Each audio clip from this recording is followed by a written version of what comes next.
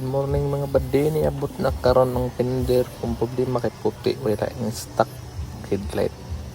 Repaint pa lang po ni. Maun ni mga bade, bisag ulan gitrabaho gihapon, repintonon pa di ay ne.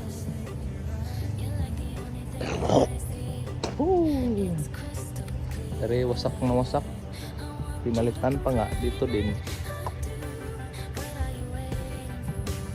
May nga kulang bade. Botso na lang ang side grills.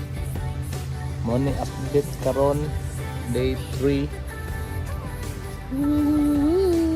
Umaorat to itong update din turahanan pa ni mga guys.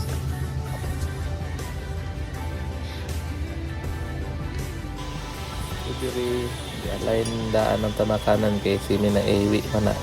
Tuslo sang kape may kali na lang tawag ng pinder.